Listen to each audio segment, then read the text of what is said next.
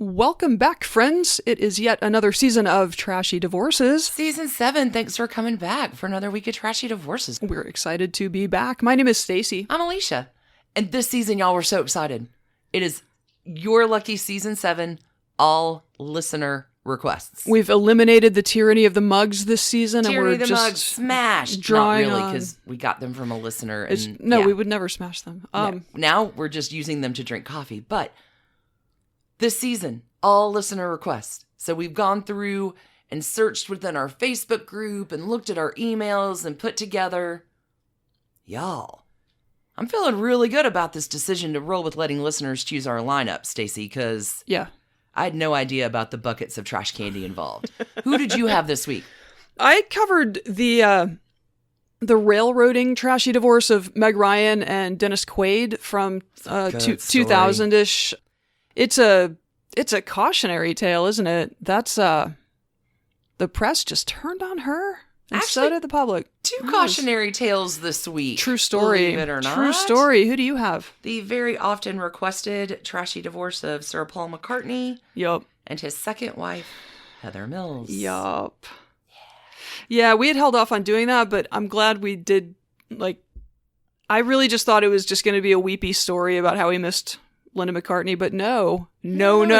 So much more. Our listeners know. Our trash pandas have it. They do. Before we start our stories this week, even though we took a break off last week from your Sunday episodes, Patreon had no break. Patreon never sleeps. What's been happening over there? I did a whole episode, The Final Cusp Down, about zodiac cusps. There was a fun one done on Roddy McDowell. Ooh, the Dirty Digs episode on Woo and the White House about first ladies and their spiritual practices and some ghosts too. I'm doing this Loose Women series about women who liberated themselves in unusual times. And there was a 17th century French opera singer and swordswoman named La Maupin who, just a fascinating story. Some of it's probably true. It's largely shrouded in legend at this point, but it's a fun story. And it was great. Her. Yeah. You also dropped some trashy poems. We did a Trashy Divorces open mic night. I did. It is my learned opinion that telling people that you have some poetry to offer them is not a great way to get them anywhere. It worked for me. Hey, before... Magic Mirror, yeah. We get to welcome a whole bunch of new folks who joined us over the break. Who do we see in the Magic Mirror this week, Stacie? With tremendous gratitude, thank you to Amanda R., Stephanie H., Janice, Amy, Tammy M., Joshua D., Jessica B., Aaron P., Molly H., Jennifer, Allie B., Mary K. B., Emma M., K. A., Bevan S., Natalie H., Lauren S., Caitlin T. S., Lauren L., Jamie S., Denise E., Angie, Marion, Trace A., Christine D., and Courtney. Thank you very much. Thanks, y'all. We also, in our Magic Mirror, need to give a big shout out to 2 new members of the Trash Candy Connoisseur Club, Kimberly and Felicia. Thank you and welcome. And we also have some upgraded patrons to shout out for that level. Thank you for upgrading Faith T., Katie, KJA, Kimberly N., Megan C., Susan, Laura MS, Jessica, Heather, and Heather S., 2 different Heathers. 2 different Heathers, but thanks to both of you and all of you. Thank you to all of our supporting patrons. Team Trash Candy, you are just the best. We're so excited to be back. Thanks, Sunday listeners, for tuning in for a little bit of a distraction for another week. You ready to get started? Go, go, go.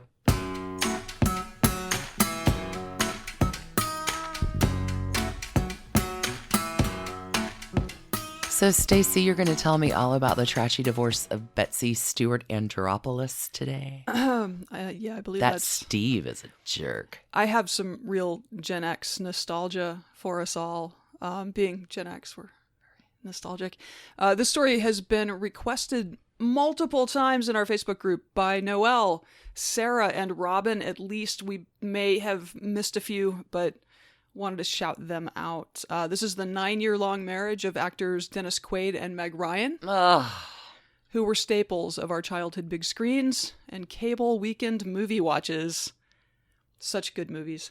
Meg Ryan, of course, was one of America's sweethearts, having starred in When Harry Met Sally. Was one of? Can't she still currently be? We'll let you decide. We'll let you decide. She can be whatever she wants. And then pairing with Tom Hanks in 90s rom-com hits like Sleepless in Seattle, and you've got Mail. Notably, many of her biggest roles were in films written or co-written by the rom-com queen herself, the late, great Nora Ephron, who's split from the very trashy Carl Bernstein we covered back in Season 2, Episode 3. It all connects, the spider web of trash candy. I will never not, love and also be infuriated by the fact that Nora Ephron literally told anyone who would listen for decades the identity of Deep Throat. Yeah. And everybody just ran around the whole time like, ooh, what a fun mystery. Who can know, really? Okay. Dennis Quaid. He has that easy grin and that affable affect that lets him slide into a ton of roles over the decades. He was born in Houston, Texas on April 9th, 1954. Oh, Aries. Making him an Aries. Yeah. And just so you know, Meg Ryan is a Scorpio. Oh, my. And he was likely infected with the acting bug by his big brother, Randy Quaid, also a famous actor. Randy's 4 years older, and he fell under the spell of the theater in high school. And then when he was a student at the University of Houston, Randy was cast in Peter Bogdanovich's The Last Picture Show. Oh, I forgot about that. Mm-hmm. So Dennis would follow in his brother's path, more or less. Like he got to the University of Houston, but he was just like, college, whatever. And he heads off to LA. He didn't graduate. It's fine. Worked out. Tale as old as time. Gotta get the hell on with my future.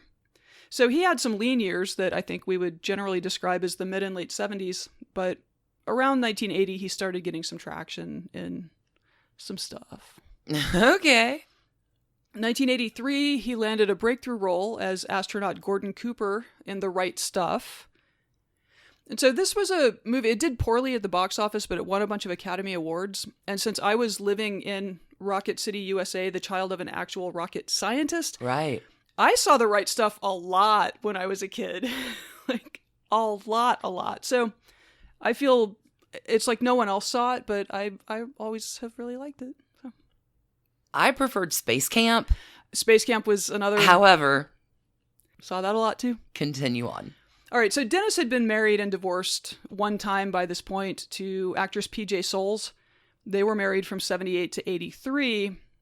And when they split, PJ immediately married one of the stunt pilots from The Right Stuff. Oh, my. And had a baby with him, also in 1983. So holy cats. I think maybe Dennis was not really the larger issue in the breakup there.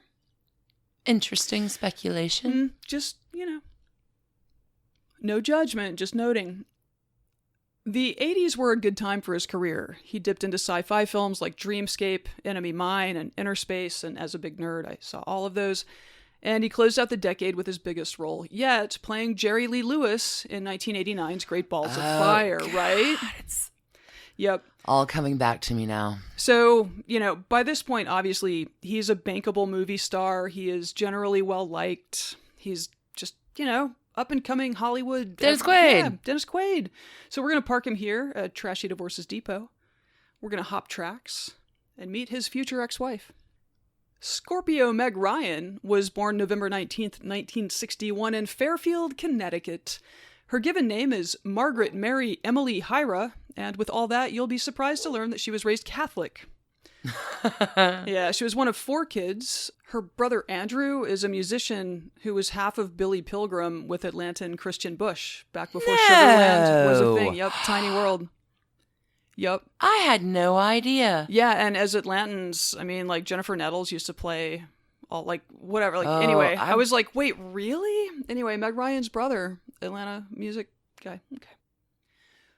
While Meg was in college, she did some TV commercials to earn money, and after transferring to NYU, she landed a role on As the World Turns. Betsy Stewart. For some pocket money. Oh, well, she was great. Her pockets bulged. Yeah, she was fantastic. Yeah, so she dropped out of college a semester before graduating, and she joined SAG under her grandmother's maiden name of Ryan, eliminating all of the 17 Catholic girls' names. So aside from As the World Turns, the early and mid-'80s included parts on Charles in Charge. Oh, yeah. The John Candy film Armed and Dangerous. Oh, my. And I think I actually saw that in theaters. I think I remember going with friends. And in 1986, she had a small role in the 80s super hit Top Gun. Which she was Goose's wife. She was amazing. I don't actually remember her. I haven't seen Top Gun well, since... because we watched As the World Turns. Like, we were an As the World Turns family. So seeing her there, it was like, well, of course, there's Betsy Stewart Andropoulos in Top Gun, married to Goose. In 1987, she met Dennis Quaid on the set of Inner Space. It wasn't apparently love at first sight, but it was a good getting to know you thing. It was the following year, co-starring in the film DOA, that the relationship turned romantic. Imagine being an up-and-coming actress, falling in love with an up-and-coming actor the year before he would release Great Balls of Fire and you would release When Harry Met Sally. Imagine. Stars on the rise. The courtship must have been just a day-to-day intoxication. Like, can you imagine? No. Just like on the cusp. And then it lands for both of you at the same time. It's remarkable. So, love, money, fame, success, and just being beloved figures in the public mind.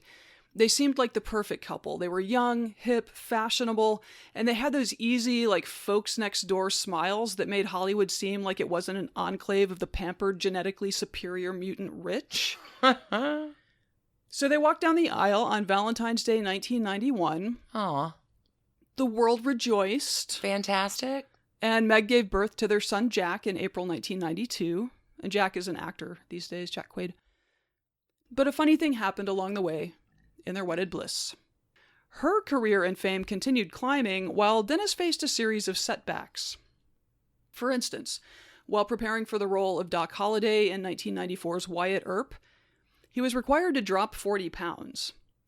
Let it be known that Dennis Quaid was likely at a perfectly healthy weight to start with, and that he is almost unrecognizably gaunt in the film. Oh, no. And that in this process, he developed anorexia nervosa significant enough to require treatment for it. Oh, no. So in the press, though, he would later kind of charmingly refer to this as manorexia, which might be like a helpful designation in encouraging men with eating disorders to recognize them as such and get help if they need it. Because we always think of eating disorders as a like a woman thing. Definitely not. Anyway, there was also a bit of a cocaine addiction, although his stint in rehab for that happened while they were engaged, so I'm not sure if that was a live issue in their marriage, but here's what was. There's a lot going on. There's a lot going on. So Dennis Quaid was at the peak of his fame and success in 1989, while Meg Ryan was one of the biggest stars of the 1990s. Yeah. So in 2018, Dennis sat down with Megyn Kelly. Why? And he said, when we met, I was the big deal. And so then, within a few years, he said, we would go out on the streets of New York and it would be like, Meg, Meg. And I have to admit it, I actually did feel like I disappeared. I didn't think I was that small, but I was. It was a growth opportunity. I learned from that. Patriarchy is the problem. It's a problem. It's one of them. Okay, so Meg Ryan, on the other hand, had a few complaints of her own during the marriage. Oh, goody. In 2008, she told In Style, Dennis was not faithful to me for a long time, and that was very painful. I found out more about that once I was divorced. Oh, that's worse. That's worse. Yeah. Their split, which ended up being a white-hot tabloid topic for close to a year, started in 2000. That year, Meg starred in the action thriller Proof of Life with Russell Crowe, who at the time was one of Hollywood's hottest leading men. Who talk about setting the bar high for Ben Affleck and his looming skill. Russell Crowe really brings a superior loom game to the screen. He's like a loom master, yeah. Yeah. All right, so as Meg and Dennis were announcing the end of their marriage, America's sweetheart was caught canoodling with her co-star. But were they canoodling before? Did the canoodling lead to the breakup of the marriage, or tough to tell? So that was how it was viewed. That is not how Meg Ryan sees it. I don't think that's how Dennis Quaid sees it either. Okay. Thank you. I don't know what Russell Crowe thinks because that guy's just too busy dangerous. looming. He's fighting with cops or alligators or something. I don't know. Mel Gibson, who knows? That would be a fight I'd watch. Okay. Yeah, the public was outraged, Meg Ryan doesn't cheat. It was this giant mess, and one that I think left scars that really transformed the rest of her career. I will let Meg describe things as she did in a 2000 W magazine interview. Notably, at this point, with an 8-year-old son, she was careful to describe Dennis as honorable and claimed that he never cheated on her. First, she notes a realization she had in a London hotel lobby while doing press for Proof of Life with Russell Crowe. Okay. She kind of looks around and is like, so, because I guess like unpleasant British tabloid reporters, looks around and is like, so this is what it feels like to be the Scarlet Woman. Oh. Yeah, this was like new for her. Like she was just beloved. She was just a sweet, like girl next door. So she says, my marriage and the dissolution of my marriage, it dissolved before it became sport for the press. The public and the press tuned in way after. She continued, neither of us, me nor Dennis, is cavalier about a breakup. The reasons we broke up have nothing to do with another person. My marriage was broken. Nobody else broke it up. That's true. I know it to be true. Dennis knows it to be true. What anybody else thinks, I have no control over. Yeah, so they got railroaded. Bigly, yeah. Notably for Trashy Divorces listeners, though, she also mentioned, I don't know if this remains true, but, back in 2000, she mentioned that she's a big fan of celebrity gossip, and she follows that stuff really closely, but she said, quote, it is wild when it happens to you. Bless her heart. That's... Yeah. Well, especially, if you're done, you've already processed it. You're signing the papers, tying it up, and... Yeah. The press won't let you get a wafer. You can't go get a gallon of milk. Wow. So the press, which had always loved her, just suddenly turned on her viciously. So for a person in her position, she's globally famous. She's used to occupying a certain spot in her professional environment. This was probably really similar to when a Twitter mob gets going after somebody on the platform makes some mildly heretical tweet. Basically, you've got Meg Ryan having been cheated on by a husband who is harboring some resentments about her success, moving on, perhaps too quickly, but whatever, with another famous person, and it just brought out a universe of meanness in a world that had previously felt only affection for her. Why you gotta be so mean? Fans apparently could not deal with repeated Tom Hanks's on-screen soulmate having a slightly messy personal situation playing out. The director of Proof of Life criticized the relationship and blamed the tabloid coverage of his co-stars for overshadowing the film's premiere and hurting it at the box office. Oh, God, y'all.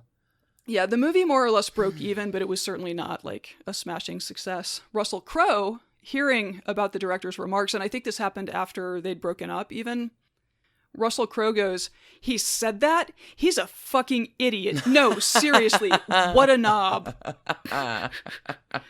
Carrie Fisher, close friend of Meg Ryan, and, well into her no fucks left to give gadfly period, when she commented on this to People magazine in 2001, she Bless says, her heart.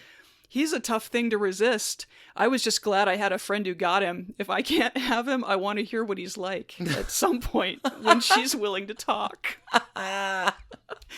Okay. So 2001, I think July of 2001, the divorce between Meg Ryan and Dennis Quaid was complete, and she and Russell Crowe had also split up. Okay. Apparently Russell had been really ready for something very serious, and again, she was in the middle of a divorce from a 9-year-long marriage. Not the time to get serious, yeah. Yeah, so she's grieving, she's beating herself up. She's trying to shield her young son from the worst of all of the press. Exactly. And Russell gives her a puppy. Dude, read the room. Read the room, Russell. Oh. So he was creating some pressure, and she was in no place to deal with pressure from a dude, so she dumped him. The tabloids, of course, ran with the headline, Russell Crowe dumps Meg Ryan. Poor Meg Ryan. Yeah, and Russell never really stepped up to correct them on that, and so I think that's been also a source of... It sounds like they've remained friends, but it's been a source of... Yeah. So this was just all around a completely brutal time for her. and it shattered preconceptions that she had had about Hollywood fame, the press, her status, all of it. She kind of quit doing light comedy fare that had been the bread and butter of her career. And in 2003... She's got a harder edge now. Which no one will accept. Oh, no. She stars with Mark Ruffalo and Jennifer Jason Leigh in a Jane Campion erotic thriller called In the Cut. I don't think I've seen this. But this film included an extended nude sex scene, which is apparently pretty graphic as well. And the world was absolutely unwilling to allow that from the woman who had portrayed Sally Albright, Annie Reed, and Kathleen Kelly in all those delightful Nora Ephron love stories.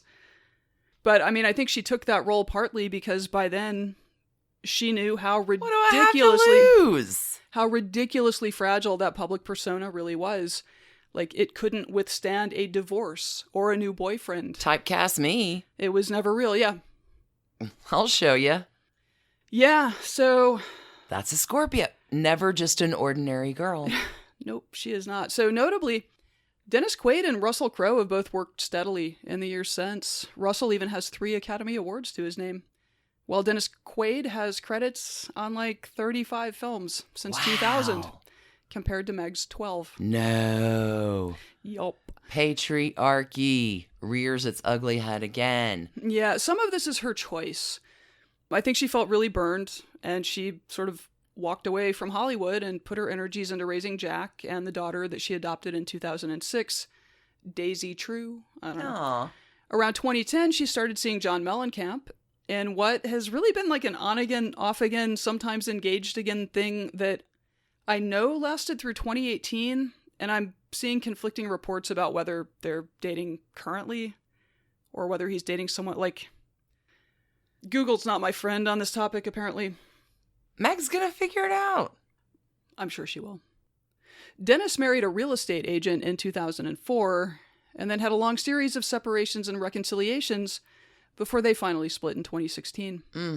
The divorce was finalized in 2018, with Kimberly Buffington Quaid walking away with a $2 million lump sum payment, plus $14,000 a month in child support for their 2 kids born in 2007. Not bad.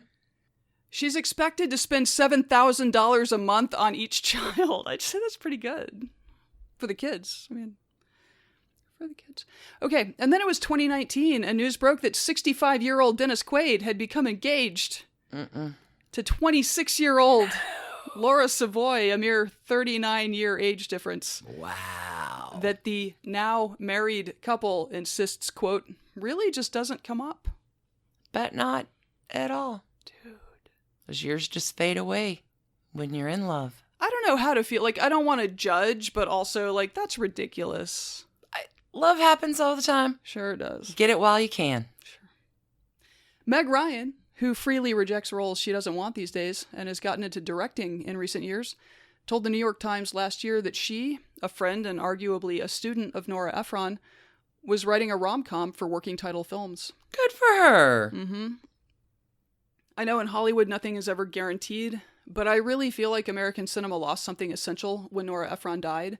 And if Meg Ryan can bring some of that magic back, I am 100% here for it. 100%. Best of luck on that, Meg.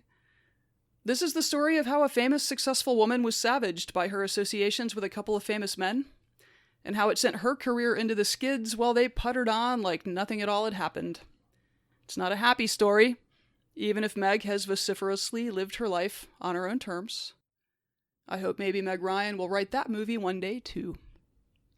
I'm going to give this one 39 trash cans. Okay. For the age difference between Dennis Quaid and his new wife. Yep. Love it. And I'm pretty sure we're going to be covering Russell Crowe's 2018 divorce at some point, but that point is not today. Well done. Thanks.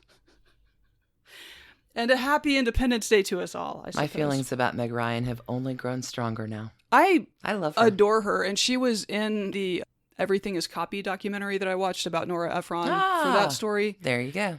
And just has great things to say. I really like Meg Ryan. She got railroaded. She got torn apart in a way that, like, she got punished in a way that none of the men involved in that situation did. It is interesting, the double standard that pops up along the way. Yeah. Let's take a quick break. Sure. We'll see you on the flip, y'all.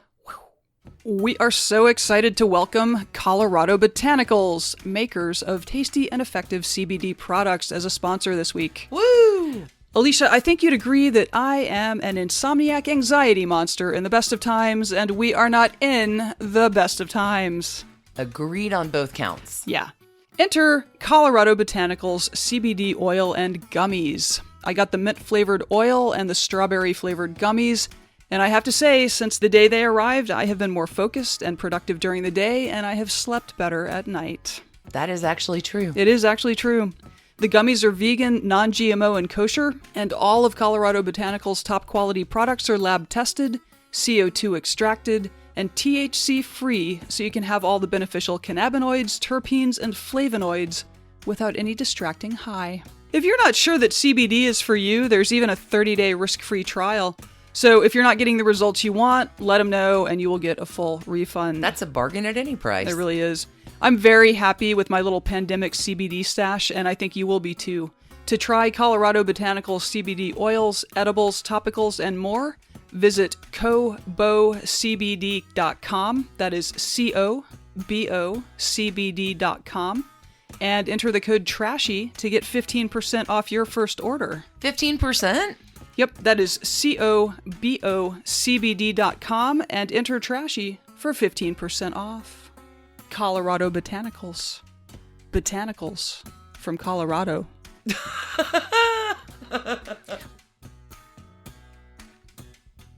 All right, Alicia, you have probably one of the most requested couples that we have ever heard of. You're not kidding. Often requested, for real. I was able to search for and want to give a big shout out to Vanessa F., Gerald G., Susie C., Jessica S., and Kat A. Those are the ones I could find. Right. Who suggested this story, and y'all are all filthy little trash pandas. I love your trashy hearts. I knew it was trashy. I didn't know how trashy. I was this past Wednesday years old when I learned exactly how trashy. I'm gobsmacked. Let's do this. Yeah, let's do this. Paul McCartney. Wow. He's a June 18th baby. Okay. He's a Gemini, but just barely, because Paul is born within the cusp of magic. And for real, Paul McCartney, there's a mess of information out there on Paul McCartney. We're here for the trashy divorce. Paul has dated a bunch. He was engaged to his first serious girlfriend named Dot Roan. They meet at the Casbah Club in 1959. Just like his buddy John Lennon, Paul is also fascinated with Brigitte Bardot. And Paul has Dot coloring her hair too to achieve the effect. And everything's looking like these two end up together. They date for 2.5 years. Dot gets pregnant. Wedding plans are happening. Dot miscarries, leaving Paul free of obligation. Next up, Paul is going to date Lady Love Jane Asher.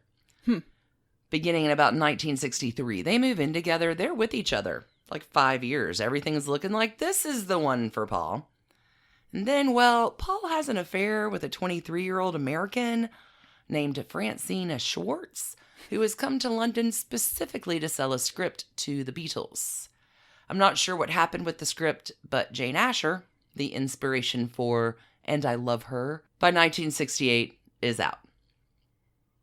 Paul's going to head on down to the ashram. I think this is the last time we saw Paul. We left him on the Trashy Divorces steps in the Dear Prudence episode on Patreon. Okay. Paul was leaving the ashram because the Maharishi was even a little too woo for Paul. Right. But there's this other lady love in the background. Already a blonde. Bonus points. Photographer Linda Eastman. She's a September 24th baby. Cusp of beauty. And these cuspers, Paul and Linda, are going to fall in love, and they're going to stay that way from their marriage in 1969 to Linda's death from breast cancer in 1998 at the age of 56. Yeah, that was super sad. Super sad. Theirs is a once-in-a-lifetime love affair. She's vegan and loves animals and fights for their rights to be animals. And plays in his band Wings and is a photographer and a mom to 4 kids. And well done, Paul and Linda, for a happy, well done marriage. Oh yeah, that lasts 29 years. Yeah, I read that like they never spent more than one night apart or something in their whole relationship. Like it was a remarkable love story. When a Gemini and Virgo get on the same page with communication and trust, they are a wonderful couple match. All the halos. Do vegan animal lovers judge carnivores? Is that a thing? All the halos and all the tears. Yeah, for sure. Linda passing away. This is actually why we've avoided doing this story, because we just thought it would be too maudlin, because that was such a great love. I hope I wrapped up the charm and love that Paul and Linda had. Because you can imagine, after Linda's passing, Paul is grief-stricken. Totally makes sense. Paul's going to go to therapy to work out some complicated feelings that come with the death of a much-beloved spouse. Yeah. That makes sense, too. Paul is also going to do things that promote Linda's life work and legacy. Mm-hmm. Of course. Which brings us to the Pride of Britain Awards in 1999, where Paul is presenting an award to an animal rights activist, as well as honoring Linda. And well, there's another presenter there, Natch. Welcome to your trashy divorce, Paul. Meet Heather Mills. Let's talk a little bit about Heather. Oops. Capricorn baby. She's born January 12th. And I cannot stress enough on the sun sign reading alone what a terrible match Gemini and Capricorn is. It is rare to see them together. Like, these two are never going to get close enough ever to each other to even hook up. If they do, it's weird. This is not a love match made in the stars. Heather is also a wee bit younger than her future groom. It's a 26-year age difference between our lovers here, but they meet and... Dennis Quaid, pay attention. There's something. Possibly the blonde thing. Maybe the grief thing. Maybe the, I think that... you look just like my wife who passed away thing. I think that he was just used to being married, and that was... There was just a hole there that he wanted. So this is a year after. Mm-hmm. Linda's been past a year, and Heather Mills, like, is doing the things. Like, she's a presenter. She's got a legit thing happening. And how do we get Heather to the Pride of Britain Awards? She was a model, too, right? Oh, Was that... Yeah. Well, there's a lot going on with Heather, to hear Heather tell it. She was kidnapped as a child, but the girl that she was kidnapped with says it didn't quite happen the way that Heather wrote about in her book that they were kidnapped. Maybe Heather's a little bit of a dreamer. Maybe a little bit of an embellisher. Heather. Maybe. Would you say she likes to imagine?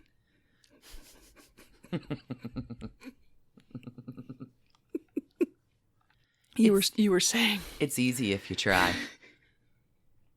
The sad part of this is that Heather does have a traumatic childhood. Her parents split up, which splits her and her siblings up. Her mom essentially abandons the kids for a boyfriend. Her dad lands in jail. Heather's going to run away. By the time she's a teenager, she's homeless for a long amount of time. The school records that come up for her have every teacher saying she'll amount to nothing. Nobody's predicting a bright future for this child, who actually maybe is quite bright. But you don't give a good foundation, and that's a lot to overcome. So Heather will go on to work as a model. She's taken the gigs she can get. Mm-hmm. She has some lovers too. She'll ask one to marry her, but this guy will only agree if she gets intensive counseling because of all of her lying. Yikes. That's so sad. Or at least an embellisher of what the facts are. This will come into play later. But I guess she does get counseling, and this guy marries her, like 1989. She suffers 2 ectopic pregnancies. Yes. And the husband is like, hey, babe, get away, honey, take a break. So she does. And on that break, she begins an affair with the ski instructor. So Heather and hubby number 1 divorce 1991. It's literally a story as old as the hills where you go to ski. By the time... by the time the Croatian War is happening, She got a ticket to ride the ski lift.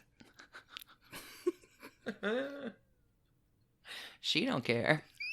Okay, stop. By the time the Croatian War is happening, Heather has set up a refugee crisis center in London. She's dating around again, and it is with this boyfriend in August of 1993 that Heather and her boyfriend are crossing the street, and Heather is hit by a police motorcycle on his way to an emergency call. Heather is going to suffer a lot of injuries, crushed ribs, punctured lung, and the loss of part of her left leg below the knee. Wow. Mm-hmm. That's horrific. Okay. So there's lots of surgeries, lots of recovery time, and additional follow-up operations, and eventually a prosthetic leg, which is, this happens as your leg is healing and you have prosthetics, you go through a few of them as your leg is healing. And the idea comes to her like there should be a foundation where prosthetic limbs can be reused and recycled, right? Because it doesn't work for me anymore. It doesn't mean it can't work for somebody else, which is a very noble idea. Mm-hmm. Fantastic. Mm-hmm. Heather's going to fund this foundation with the £220,000 that is paid to her by the police department for the accident, as well as the £180,000 she collects for telling her stories to various the outlets, press and outlets. It's a well-funded foundation, doing good works. Awesome. Heather's going to write a book. She's going to appear on the shows, and she's really going to start carving out a name for herself. Unless the name she's carving out is still Heather Mills, but the reputation belongs to someone else. So hang with me here. There is a journalist who works for The Observer named Heather Mills. And when non-journalist reporter Heather Mills, the one we're talking about in this story, goes around and people are like, oh, I've read your stuff in The Observer, she never bothers to correct them. So in the public mind, like, this Observer reporter was hit by a police motorcycle, or like it all fuses into one? No. Heather Mills, Paul's future ex-wife, would like go into interviews because she gets a job like as a TV reporter, and she goes in for this big interview. Wow. And this guy comes in and he's like, hey, nice to meet you. I've seen your stuff. It's really good. And she doesn't correct him. So the guy that is talking to her, his partner, knows Heather Mills, the journalist. So he comes back to her that night and like having curry or whatever. And he's like, you didn't tell me that Heather Mills had a prosthetic leg. She's like, what the hell are you talking about? My Heather Mills does not have a prosthetic leg. Eek. Okay. So I'm getting that our Heather Mills perhaps has some challenges, some opportunities, yeah, for growth. Okay.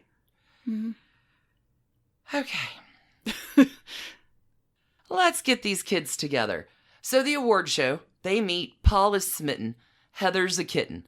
Paul writes Heather a big fat check for her foundation and also agrees to sing backup for a song that Heather and her sister are working on producing for the foundation. It's groovy. I mean, okay. Stop. Let me mention that Heather is also engaged to this dude named Chris Terrell. They've fallen in love and gotten engaged after like 12 days or something. Chris proposes on a fishing boat in Cambodia.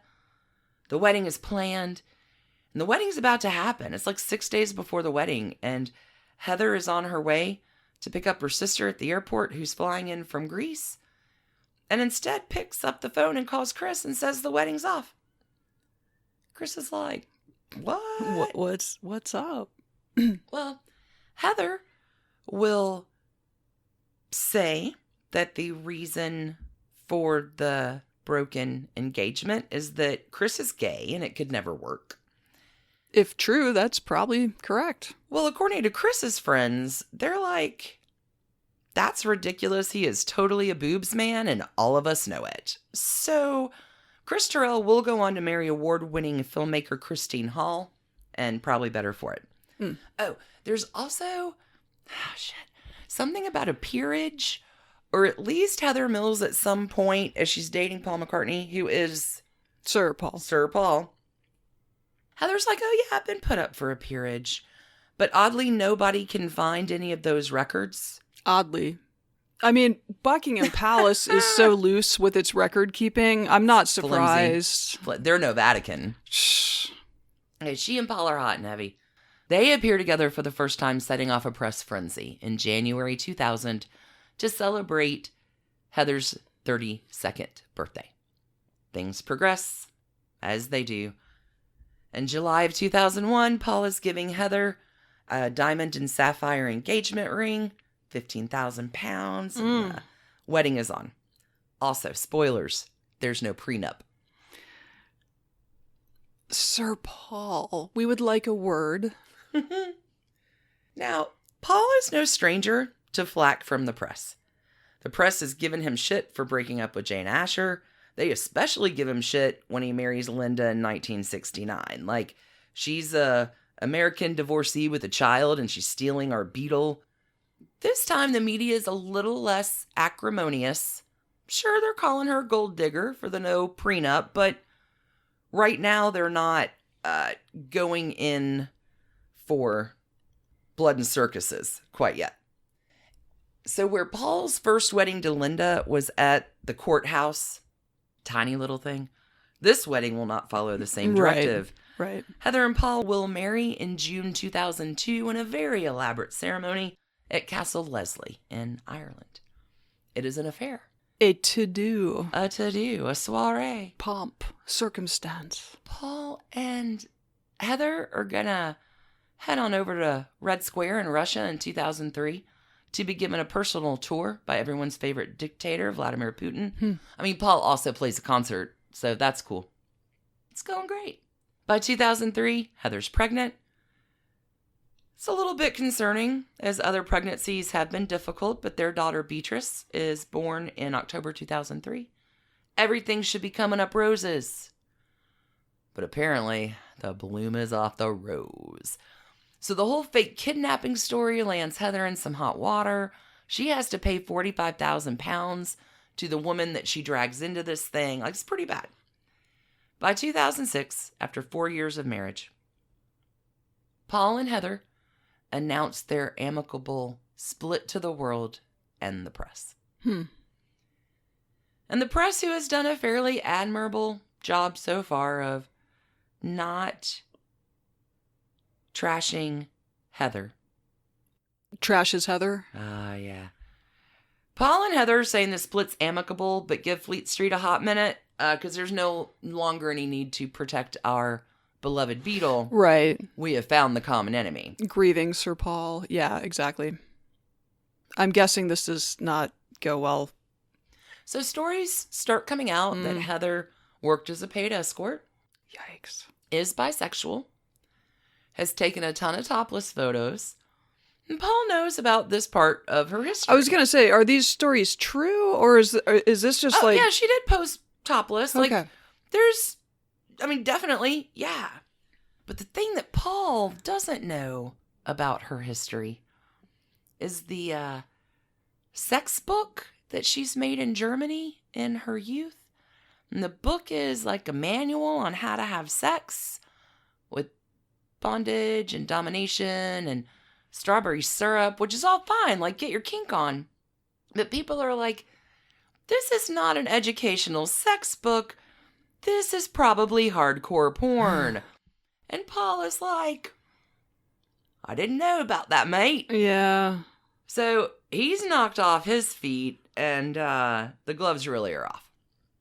Yeah, I'm with you. Like, I don't judge her for any of that, but you want your incredibly famous spouse to maybe know that that was likely to end up finding its way to the light of day. So what should be a nice, quiet divorce is not.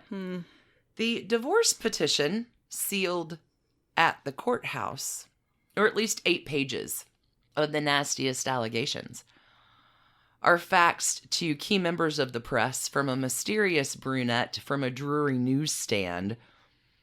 No one ever finds out where the leak comes from, but the leaks are coming in these pages. What year was this again? 2006.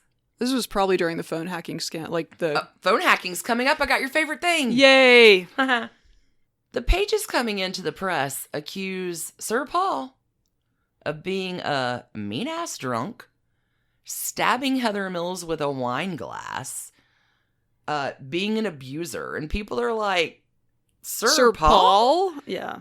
Like, the audience does not want to believe anything nasty. And Paul is like, none of this is true. Heather Mills also is calling the police on the daily. I'm getting death threats.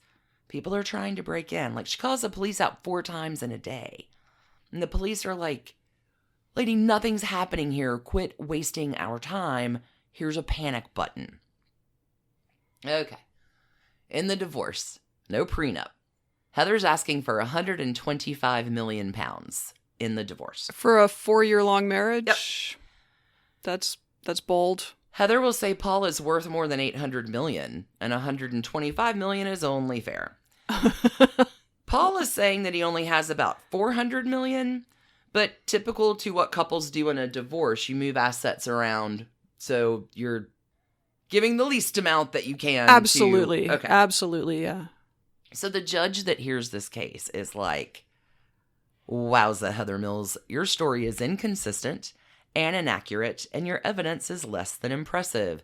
You are your own worst enemy. Heather Mills will throw glasses of water in court at the opposing barristers. She fires. She divorces her initial attorneys and represents herself in court. Yowza. Okay. There is no tamping down the wild accusations that are happening. And all the press that she has given in the 4 years of her marriage is all, Paul is so dreamy, and he's the most wonderful husband, and he brings me breakfast in bed. So after 6 days of just a bonkers court case that the country cannot get enough of, I'm sure the judge is like, you lie. Like, the last 4 years you've said this. You can't come out and say he's trying to cut you up with a wine. Like, your stories are inconsistent. Heather Mills will not end up with the 125 million pounds, but she will end up with 24.3 million pounds. 6 million pounds a year for the 4 years you were together, and you get to dine out on your ex-wife, Sir Paul McCartney, for the rest of your life. Seems fair. Yeah, more than fair. Like, I mean, I get that we're talking about people with, like, money beyond imagining, but still. Also, in the deal, $35,000 a year, along with all nanny and school costs for their daughter. The whole thing's over and done with. By summer 2008, Heather Mills McCartney will drop the McCartney and just go back to being Heather Mills. But also, peerages are weird, because apparently she should still be addressed as Lady McCartney. Interesting. Does she ever, like, call up Countess Luann to be like, just I'm Lady McCartney. It's Lady Heather, Countess. Are you busy? Let's catch everybody up. So Paul McCartney no longer wants to hold her hand. Is that what I'm hearing? That is true. So let's catch everybody up on what happens after the divorce. Heather will continue to reinvent herself time and time again. In 2007, she appears on Dancing with the Stars, which is kind of admirable. She does this dance move that really is impressive. Oh. Back in 2019, in the dark ages of 2019, right, last year. In the before time? A court case was finally settled that Heather Mills had been in for like a decade, involving the phone hacking scandal and your favorite thing, Stacie, Murdoch's News of the World. So back in 2011, Heather Mills, I don't know if she was working as her own attorney this time or not, but she has some practice, will accuse the publisher of breach of privacy for cell phone hacking, both on Heather and her sister. Takes almost a decade. Takes like 9 years to do it, but there's a substantial payout from Murdoch's publishing house and an apology for what that's worth. The cash payout has not been reported, but needless to say, between that and the 25 mil, yeah, she's comfortable. Probably fine. Yeah. As of 2019, Heather Mills has a new boy toy. He's a film producer named Mike Dickman. Heather's going to slip him her card with a, I think you're hot message on it. And they flirt on this like train ride. I don't know. Good luck, Heather. Vaya con Dios. Paul McCartney, whose current net worth is estimated at $1.2 billion, Wow. is doing just fine. Paul's going to remarry in 2011 in a civil ceremony to a New Yorker named Nancy Shevell. They started dating back in Heather and Paul's separation divorce period, like back in 2007. Nancy's family is loaded. They own a transportation conglomerate. Nancy is 18 years younger than her groom, but they've known each other for the longest time, even before their relationship developed, as they've both owned homes in the Hamptons for years. Maybe you can get twice lucky in a lifetime, Sir Paul. Honestly, this marriage was so undercover, I had no idea that he was married again. I didn't know he was married again either. No clue. He's been married again for almost a decade now. Almost a decade. Well, good for him. The last thread that I can pull on these lovebirds is back in June of this time of this year, where Paul and Nancy are strolling hand in hand with their masks on in the Hamptons, doing their little shopping. Good for them. Rock on. Seems like everybody has happy endings here. I don't know. I really didn't have any idea that it was this trashy. Thank you for the amazing suggestion. As trash cans go, can we call it 24.3 million? Yes, we can. I'm pretty set on that number. Maybe 6 million trash cans per year. Like, that amount of money, like 24.3 million pounds is like $48 million. Like, yeah. That amount of the money just boggles it's ridiculous. my mind. Yeah. I mean, like, he could have given her $1 million per year and it still would have been just a ridiculous amount of money. To get as a lump sum, you know, like... It's 25 million pounds. Have fun. All right. And that, y'all, is the trashy divorce of Sir Paul and Heather Mills. That's... Yeah, I had no idea. I had no idea. I honestly, I didn't follow that. Like, when he remarried, my thought was, wow, that's so sad. That's not going to last. And then I proceeded to not pay any attention because when I heard they were divorcing, I was like, well, of course, because he is still in love with Linda McCartney and always will be. Yeah. Turns out there were a few more issues in play. There's a lot going on. Hey, y'all. Thanks again for tuning in. Thanks for listening. You're the very best. It's very true. It is very true. We hope that you keep your hands clean and your heart trashy. At least until next week. Sure. Or come check us out over on the Patreon if you need a little bit more trash candy in the meantime. For sure. We cannot wait to be back with you next week. We have a saga of trashy divorces that y'all have requested from your craven little hearts, and we are excited to be back next Sunday to tell you that story then. And this Sunday, to be honest. Now you can get back to Hamilton. That's for sure. Do it. Don't throw away your shot. To get back to Hamilton, thank you. Thank you so much for hitting the pause button on Disney Plus to listen to us. Keep it trashy, friends. Bye. Bye. Trash Pandas, thanks for listening. Trashy Divorces is written and produced by us, Stacie and Alicia, for Hemlock Creatives. You can contact us at trashydivorces@gmail.com. Our art is by Sydney V. Smith. Sydney V. Smith at carbonmade.com. And our music is used with permission of Ratsy. You can find her at Ratsy's store on Instagram. Check out episode sources, photos, soundtracks, merch store, and more at trashydivorces.com. Need more trash candy? Our Patreon community includes some of the bestest humans around, as well as a bunch of bonus content every week. Join the fun at patreon.com/trashydivorces. Last but not least, come play with us on social. We are at Trashy Divorces at Instagram, which Alicia mostly runs. Twitter, which Stacie mostly runs. And on Facebook, which we split. We also have a Trashy Divorces discussion group on Facebook if you want to chat with other Trashy Divorces listeners. Thanks again for listening. Keep it trashy, y'all.